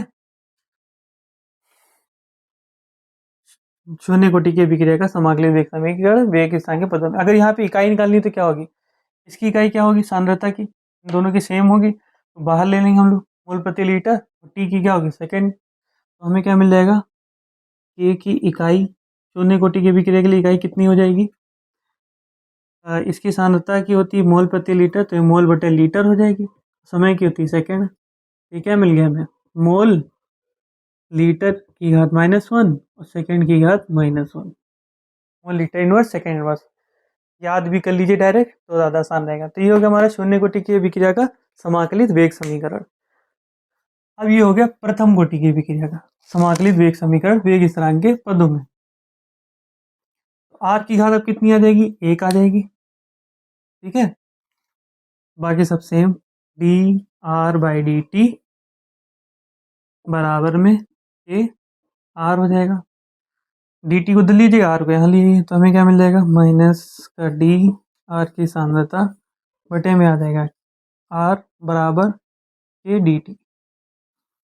अब इसका क्या कर दीजिए, समाकलन कर दीजिए, तो दोनों पक्षों में समाकलन करने पर, समाकलन करने पर हमें क्या मिल जाएगा, तो ये हमें मिल जाएगा एल एन आर। ठीक है, बराबर में हमारे पास क्या है, के डी टी की यहाँ पे माइनस लिया, ये वाला माइनस होगा हमारे पास, डी टी का करेंगे तो टी हो जाएगा, समाकलन नियतांक आई आ जाएगा। ठीक है, सेम वही करेंगे, टी समय पहले, टी समय पहले तो क्या होगा, टी बराबर जीरो रहा होगा, राइट, और आर की जगह पर हम क्या लिख सकते हैं, आर नॉट लिख सकते हैं। तो हमें क्या मिल जाएगा, आर नॉट क्या है, प्रारंभिक सांद्रता है। ठीक है, तो हमें क्या मिल जाएगा, हमें मिल जाएगा एल एन, आर की जगह पर आर नॉट आ जाएगा, बराबर का माइनस के टी क्या मल्टीप्लाई जीरो से हो जाएगी प्लस आई, ये हो जाएगा एल एन आर नॉट बराबर आई। ये मान समीकरण एक में रख दो, यह मान समीकरण एक में रखने पर, ठीक है, तो हमें क्या मिल जाएगा, एल एन आर तो ऐसे ही रहेगा, ठीक, बराबर माइनस का के टी, आई की जगह पे क्या आ जाएगा, एल एन आर नॉट, ठीक, के टी को इधर लिए, बराबर ln r उधर ली जाए तो हमें मिल जाएगा ln r नॉट माइनस का ln r, ये हमें क्या मिलेगा kt बराबर ln log m minus log n क्या होता है log m बटे n, तो r नॉट बटे r हो जाएगा, r नॉट की सांद्रता और बटे r, ठीक है। k को इसे रखिए, t इसके नीचे चला जाएगा, नहीं 1 बटे t ln r not upon r। r not क्या है प्रारंभिक सांद्रता, r क्या है t समय बाद सांद्रता। तो यहाँ पर आप a भी लिख सकते हो, अगर मान लीजिए आपने स्टार्टिंग में ये माना हो, इसको a माना हो, ये 0 और ये a माइनस एक्स और ये x, तो ये हमारी a हो जाएगा, ये a माइनस एक्स हो जाएगा। अब ln की जगह अगर log लिखोगे तो k बराबर क्या आ जाएगा 2.303 log r नॉट बटे r, और यहाँ पे क्या आ जाएगा ये t, ठीक है। ये क्या हो जाएगा प्रथम कोटि की अभिक्रिया का समाकलित वेग समीकरण। आई बात समझ में, ठीक है। तो अभी हम क्या करते हैं, इसके लिए हम लोग निकाल लेते हैं अर्धायु काल के पदों में, क्योंकि अर्धायु काल के पदों में भी कभी कभी पूछ लेते हैं, तो अर्धायु काल देख लेते हैं। यहाँ पे क्या करते हैं, इसको हम थोड़ा सा हटा देते हैं, मिटा लेते हैं। अर्धायु काल के पदों में हम लोग देखेंगे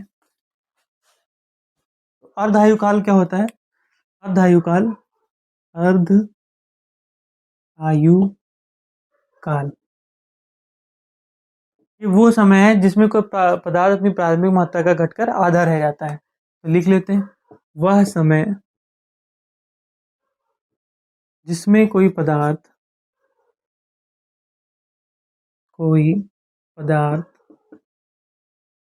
अपनी प्रारंभिक मात्रा का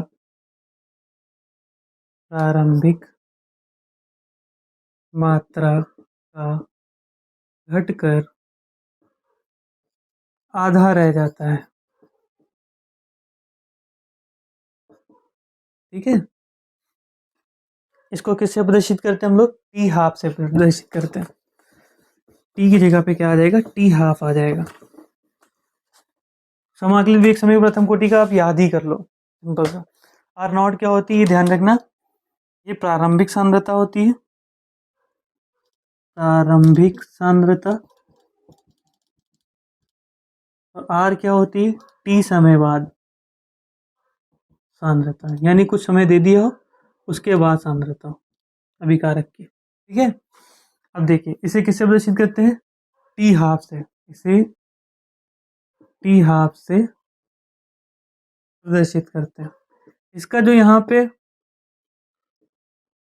पे सूत्र निकल के आएगा बहुत इंपॉर्टेंट है, देखिए। तो प्रारंभिक सांद्रता घटकर कितनी रह जाएगी, आधी रह जाएगी, यानी प्रारंभिक सांद्रता हमारे पास कितनी थी, आर नॉट, ठीक ये थी। इसमें कोई पदार्थ अपनी प्रारंभिक सांद्रता का घटकर कितना रह जाएगा, आधा रह जाएगा। तो यहाँ पे इसकी जगह पे हम लोग क्या लिख सकते हैं, देखो ये तो आर नॉट हमारी प्रारंभिक सांद्रता हो गई, ये तो इसी रहेगी, लेकिन जो अंतिम सांद्रता जो हमारे पास बच रही है, बची हुई सांद्रता वो कितनी हो जाएगी, इसका आधा, प्रारंभिक सांद्रता का घटकर आधा रह जाएगी। तो हम अगर ये मान इसमें रखें, समाकलित वेग समीकरण में k बराबर क्या है 2.303, टी की जगह पे लिख दें टी हाफ, और लॉग आर नॉट को ऐसे ही रखें, और आर की जगह पे क्या लिख दें, आर नॉट बटे 2 ऊपर चला जाएगा हमारा, यहाँ पे आ जाएगा 2, आर नॉट से आर नॉट कैंसिल, और लॉग 2 का मान हमारा कितना होता है, लॉग 2 का मान होता है 0.3010 बटे टी हाफ। इसका जब आप गुणा करोगे तो यह आता है हमारा 0.693, ठीक है, बटे क्या है हमारे पास टी हाफ। ये जो सूत्र हमारा निकल के आया है, क्या निकल के आया, के बराबर 0.693 बटे टी हाफ। ये हमारा सूत्र क्या है, बहुत ही इंपॉर्टेंट है अर्धायु काल के पदों में। अर्धायु काल और वेग स्थिरांक में प्रथम कोटि की विक्रिया के वेग स्थिरांक में क्या है, संबंध भी है। तो ये तो चीज आप जरूर याद रखना, और अगर इसके ऊपर भी 2-3 नंबर का न्यूमेरिकल दे देते हैं, 2 नंबर का या 1 नंबर का, आई बात समझ में। यहीं से हम इसकी इकाई भी निकाल लेंगे। तो अगर हम निकालें तो के की इकाई क्या हो जाएगी, के की इकाई, इसकी तो कुछ इकाई होगी नहीं, अब बटे में क्या है हमारे पास टी है, टी हाफ है, टी हाफ की क्या होती है सेकंड, तो 1/2 सेकंड होगी, सेकंड का मतलब क्या हो गया, सेकंड इनवर्स। तो प्रथम कोटि की जो अभिक्रिया के वेग स्थान की इकाई होती है वो क्या होती है, सेकंड इनवर्स। अब याद भी कर लो सेकंड इनवर्स होती है। 3 सूत्र याद रखने हैं। पहला तो हमें याद रखना है कि प्रथम कोटि की अभिक्रिया के लिए, प्रथम कोटि की अभिक्रिया के बराबर क्या होता है, 0.693 बटे यह, बहुत ही इंपॉर्टेंट है। दूसरी चीज हमें क्या याद रखनी है, इसका समाकलित वेग समीकरण जो आता है के बराबर 2.303 लॉग ए बटे ए माइनस एक्स भी होता है। आपने क्या देखा था, आर नॉट बटे आर भी देखा था, ठीक है। और बटे यहाँ पे क्या लिख सकते हैं हम लोग, इसकी जगह पे ए बटे ए माइनस एक्स भी लिख सकते हैं।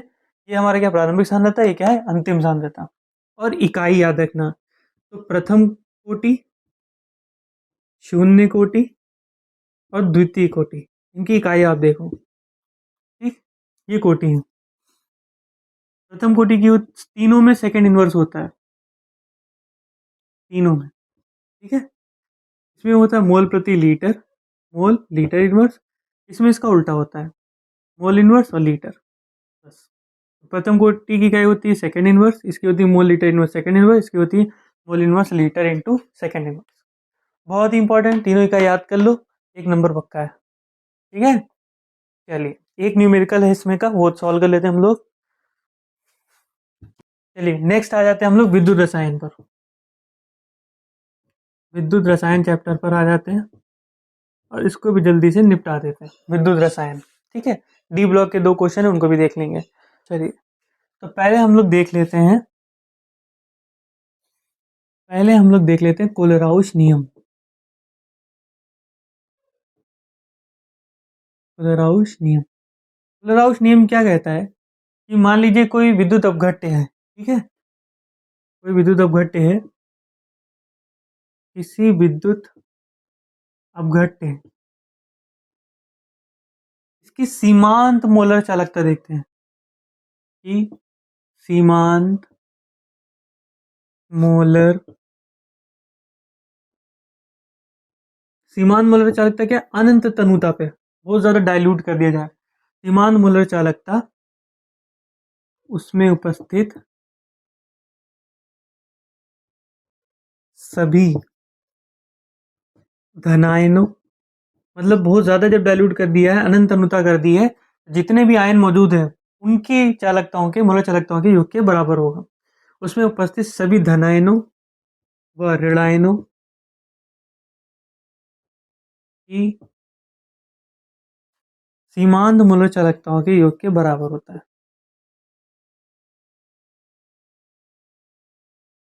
सीमांत मोलर चालकताओं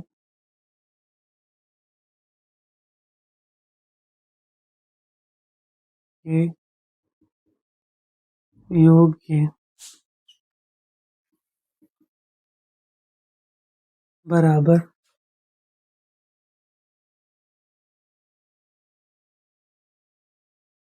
होती है, ठीक है।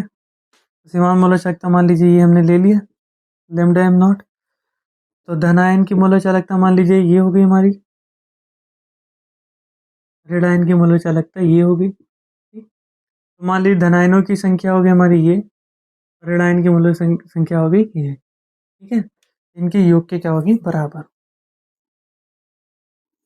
ये हमारा क्या है, सीमांत मोलर चालकता,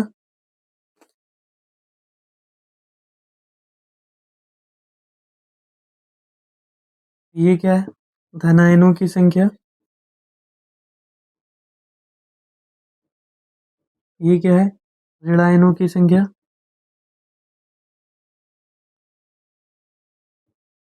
ये क्या है, धनायन की सीमांत मोलर चालकता, ये क्या है, ऋणायन की सीमांत मोलर चालकता।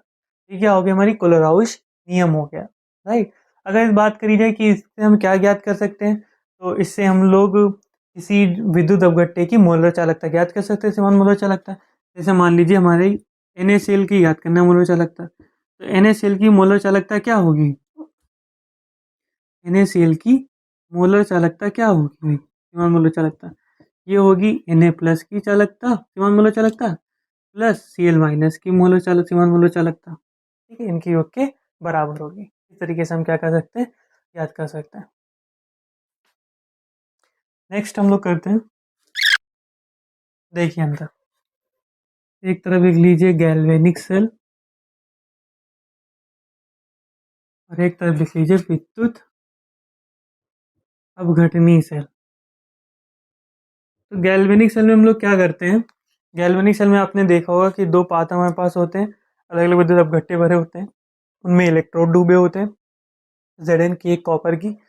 और क्या होता है कि रासायनिक अभिक्रिया होती है और विद्युत उत्पन्न होती है, अगर बल्ब लगा दें तो बल्ब जलने लगता है। और आपने देखा होगा कि लवण सेतु उसके ऊपर रखा होता है।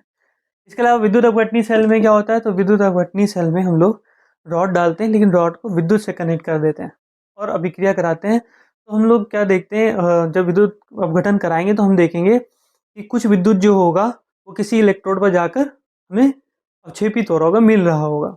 ठीक है, कोई विद्युत अपघट्य कोई धातु आ रही होगी, तो इससे हम क्या कर सकते हैं, धातु को शोधन कर सकते हैं, धातु को शोधित कर सकते हैं, जबकि इसमें हम लोग विद्युत उत्पन्न कर रहे हैं।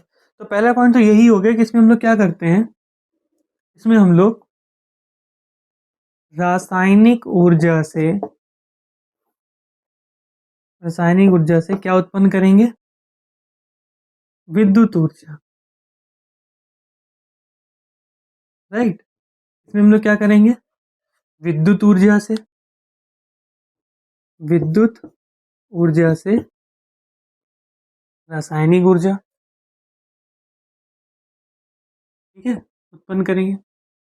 ये शॉर्ट में लिख दिया, सेम यही है। ठीक है, नेक्स्ट, पहला पॉइंट हमारा अंतर हो गया। दूसरा अंतर क्या हो गया, दूसरा अंतर ये हो गया कि इससे हम क्या करेंगे, इसे विद्युत उत्पन्न करने में उपयोग करेंगे, विद्युत उत्पन्न करते हैं, उत्पन्न करने में इसका उपयोग करते हैं। इसका उपयोग किसमें करेंगे, धातुओं के शोधन में करेंगे, धातुओं के शोधन में करेंगे। ठीक, इसमें हमें स्रोत की आवश्यकता होती, किसी विद्युत की आवश्यकता होती नहीं, क्योंकि विद्युत खुद उत्पन्न कर रहा है। तो विद्युत स्रोत की आवश्यकता, स्रोत की आवश्यकता नहीं होती है, नहीं होती है। इसमें विद्युत स्रोत की आवश्यकता होती है, विद्युत स्रोत की आवश्यकता होती है। ठीक है, चौथा पॉइंट, इसमें आप देखोगे अगर तो एनोड के ऊपर ऋणावेश आएगा और कैथोड के ऊपर धनावेश।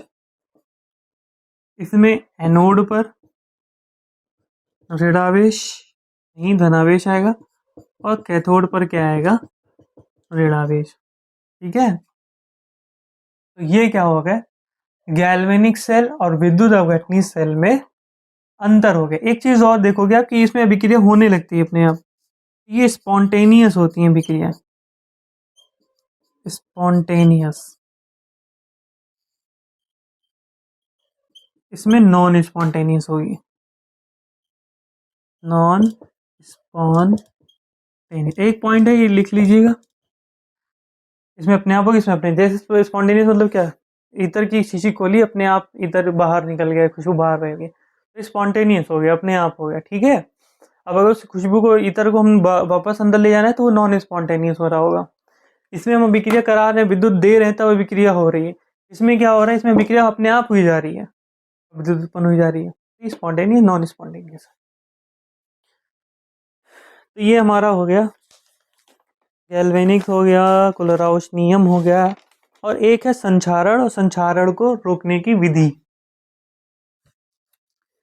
संचारण ऐसे ही बता देते हैं क्या, संचारण, संचारण क्या होती है, तो कोई भी धातु की सतह है, अगर मान लो वायु नमी की उपस्थिति में आ जाएगी, कांटेक्ट में आ जाएगी, तो उसकी ऊपरी सतह क्या हो जाएगी, क्षरण हो जाता है, उसकी ऊपरी सतह का क्षरण हो जाता है। इसी को हम लोग क्या बोलते हैं, संचारण कहते हैं। अब अगर हम उसको बचाना है तो वायु से कांटेक्ट खत्म कर दो, कांटेक्ट खत्म करने के लिए क्या कर देंगे, लेपन लगा देंगे, वैनिश लगा देंगे, उसके ऊपर पॉलिश कर देंगे, तो इस तरीके से खत्म हो जाएगी। दूसरी चीज क्या करते हैं, गैल्वेनीकरण कर देते हैं, जैसे जिंक की परत चढ़ा दी, जैसे धातु को बचाना है तो उसके ऊपर जिंक की परत चढ़ा दो और उसका संचारण नहीं होगा। ठीक है, ये क्या हो गया, हमारा संचारण हो गया। सिंपल सा है चीज। अब आ जाते हैं डी ब्लॉक पे, डी ब्लॉक के तत्वों पे।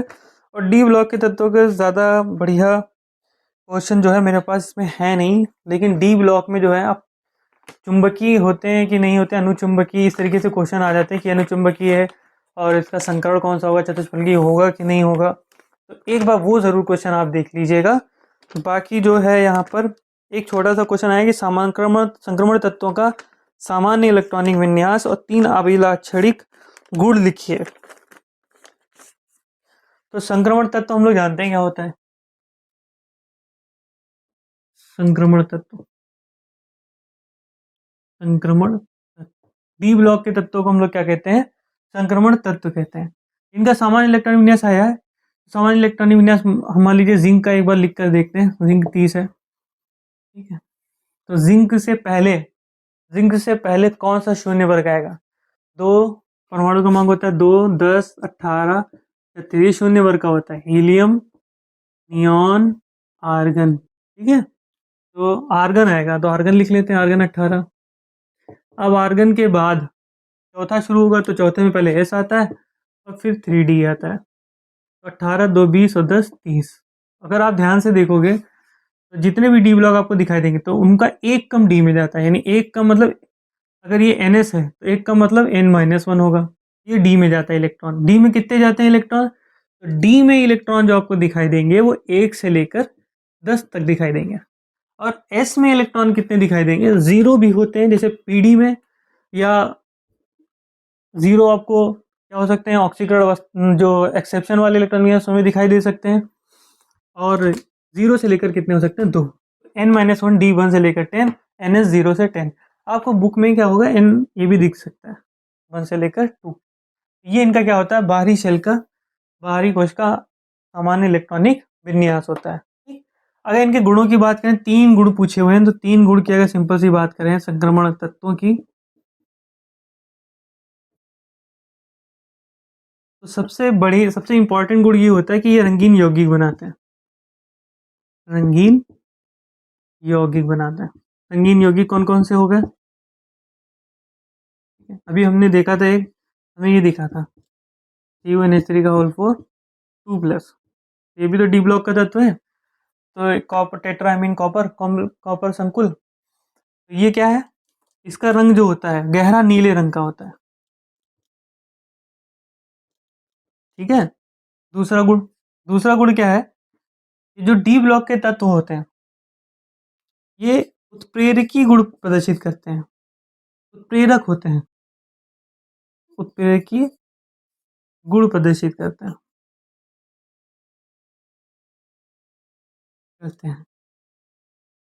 इंपॉर्टेंट उदाहरण कौन सा है, कार्बनिक रसायन में आप बहुत पढ़ते हो, उत्प्रेरकी है। अब चयन में कौन कौन, पीटी होता है, पीडी होता है, एनआई होता है, ठीक है। ये दूसरा गुण हो गया। तीसरा गुण, ये परिवर्ती ऑक्सीकरण संख्या प्रदर्शित करते हैं।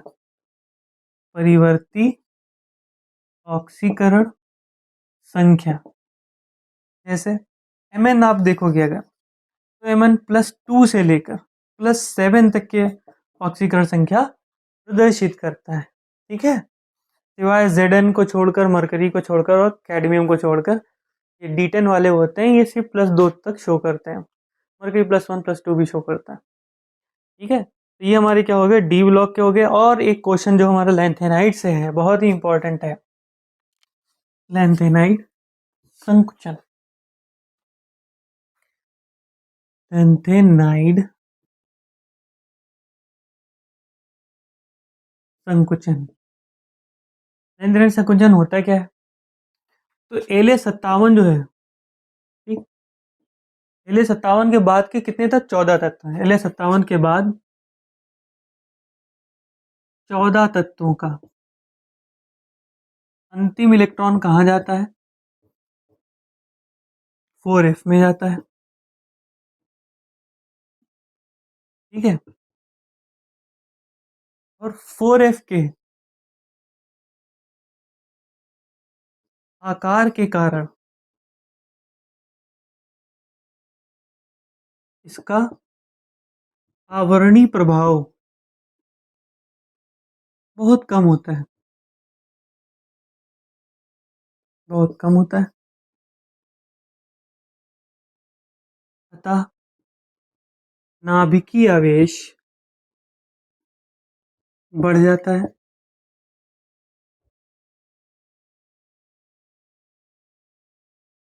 और त्रिज्या LA से LU तक तीव्रता से घटती है।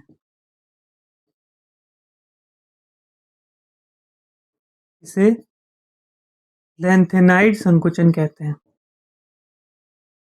संकुचन कहते हैं, ठीक है। होता क्या है कि जो 4F होता है उसका आकार ऐसा होता है कि आवर्ती प्रभाव कम होगा। आवर्ती प्रभाव प्रतिकर्षण जो लग रहा था, ये जो पास नहीं आने दे और नाभिकीय आवेश को कम कर दे, प्रभावी नाभिकीय आवेश को कम कर दे। लेकिन नाभिकीय आवेश जब आवर्ती प्रभाव कम होगा, नाभिकीय आवेश बढ़ गया, इलेक्ट्रॉन अब तेजी से खींचा, जब तेजी खींचेगा तो त्रिज्या घट जाएगी। अब यहाँ पर आप देखिए इसकी वजह से होता क्या है। तो अगर आप 3D में देखोगे, 3D 4D और 5D, यहाँ पे स्कैंडियम आपको मिलेगा, यहाँ ये मिलेगा और यहाँ पे La मिलेगा। ये Y के बाद आता है ZrNbMo, La के बाद आता है ये आता है, ठीक। तो होना क्या चाहिए था, ऊपर से नीचे जाने पर त्रिज्या घटनी चाहिए थी।